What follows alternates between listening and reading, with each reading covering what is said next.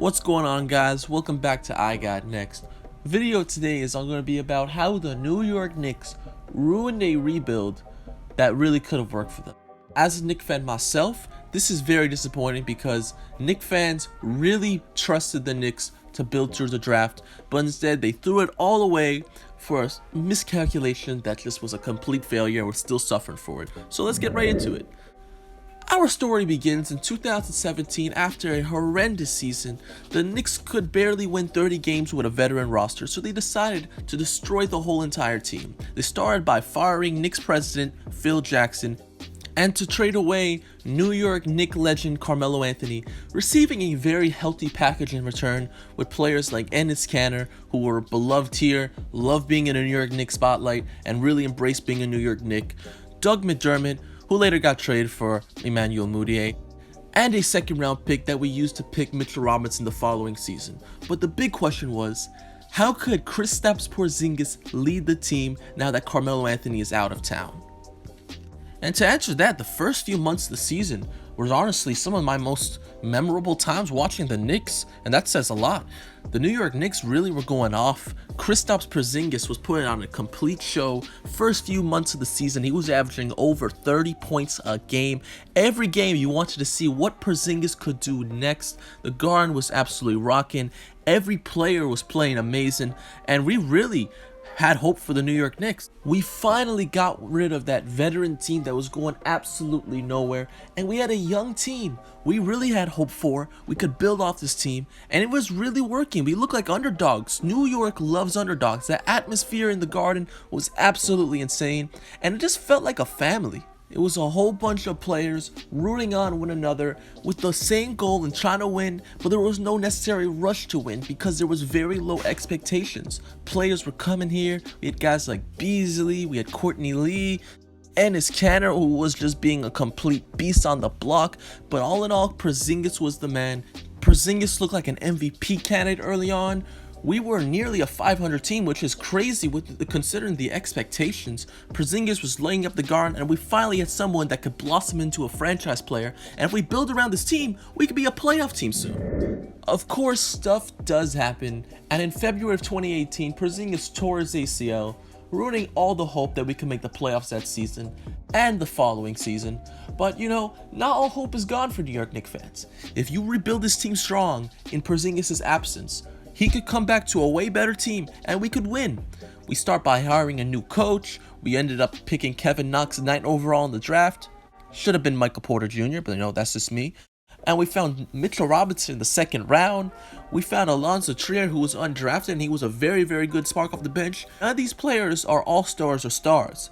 But next season, Porziņģis is not playing, so it's going to be a very hard season. We finished last in the NBA, but if you build these players up, you develop players, they could be very, very good complementary pieces to Porziņģis when he returns to the New York Knicks, while also tanking the season out and getting another top pick to play with Porziņģis.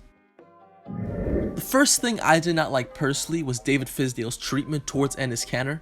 Enes Kanter was a good player to have in your locker room, was a fan favorite, always had his teammates back, played with 110% energy, clearly loved being a New York Knick, would go on shows and always talk highly of the New York Knicks, but David Fizdale labeled the 26-year-old center as old, and he went from a starter to getting no minutes at all.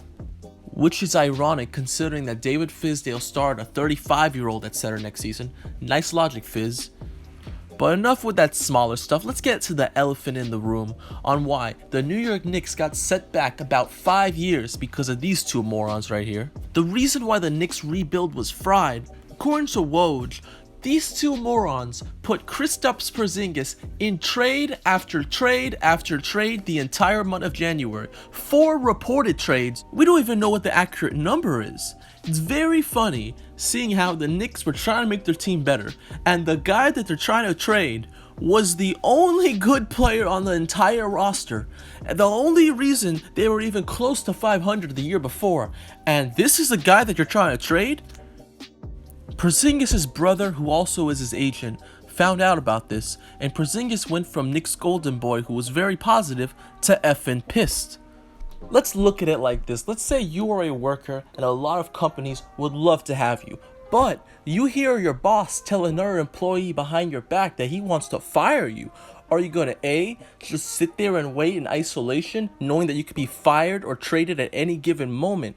Or B, get the hell out of there and go to a place that's going to respect you and actually want you? Obviously, you'll do the second one. So Kristaps Porziņģis, who in his eyes thought he was the franchise player of the team, was getting put in trades behind his back, and when he found out, you lose all trust to the team, you feel betrayed, and you have no choice but to get the hell up out of there because they're going to trade you. Who did the Knicks get in return? Dennis Smith Jr., who's been a disaster this season. They also got 2 first-round picks, but probably won't be much, considering that the Mavericks got Luka, and those picks are not going to be early. And got 2 veterans who are not here no more. But the main part of the trade was to get rid of Courtney Lee and Tim Hardaway's contract, so they went from a cap space of $30 million to $72 million. But just like that, guys, the Knicks, who had a build to the draft mentality that Knicks fans like myself finally embraced, destroyed it, and they put all their chips on the line for an all-or-nothing situation to get Kevin Durant and Kyrie that offseason. Now, Knicks owner James Dolan came on the Michael Kay show telling all of us why the trade was a success and how players are having their agents contact the Knicks saying they're going to come that offseason. In my mind at the time, I was saying, okay, there's no way the Knicks are that dumb that they would trade their franchise player unless they have some sort of pathway on getting Kevin Durant and Kyrie. They have to know something we don't know. So we were looking forward to free agency. Knicks finished out the season as the worst team at basketball, but it was all good because free agency was finally approaching. Knicks get the 3rd pick in the draft. They ended up picking RJ Barrett straight out of Duke, but all of this was irrelevant because you still could have had all this with Kristaps on your roster, but you traded him.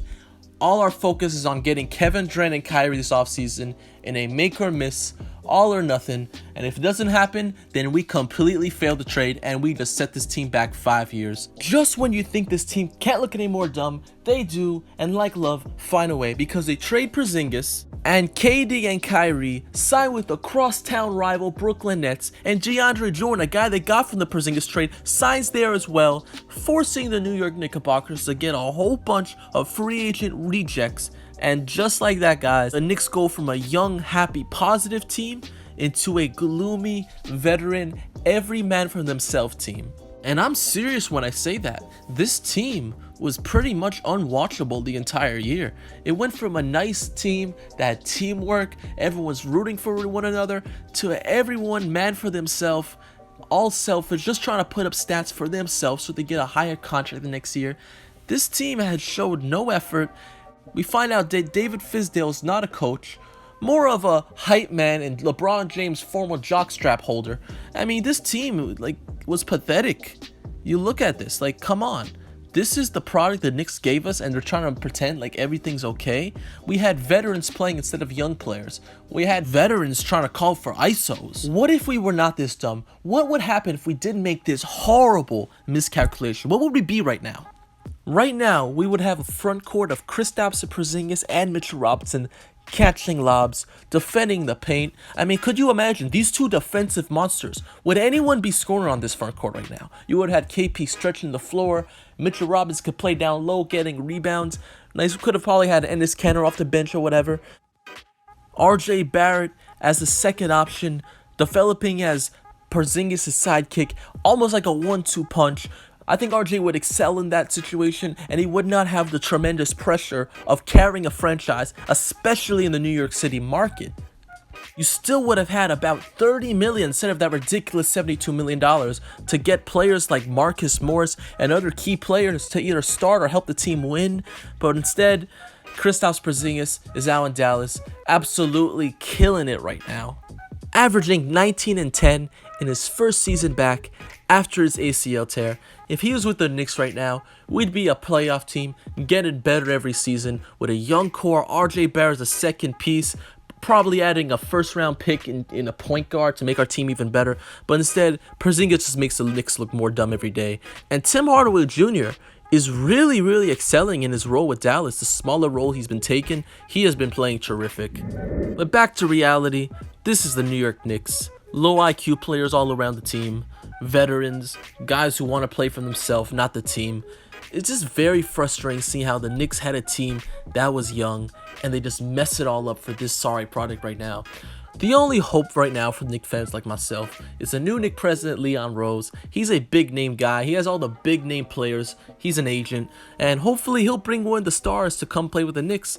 I just think it's unfair that the New York Knicks, a team that's been losing for years, finally got a young team together that Knicks fans embrace and wanted to build through the draft, and they throw it all away, and they act like we could be patient again. If you think about it, we have one of the worst young cores in all of basketball, so it's not like we are right there, we get right back in it. This trade really cost us about 5 years, but hopefully things turn around soon. Hopefully Leon Rose gets a star here, because Knicks fans absolutely do not deserve this. If you enjoyed this video, please hit the like button, comment, and subscribe, and I'm out.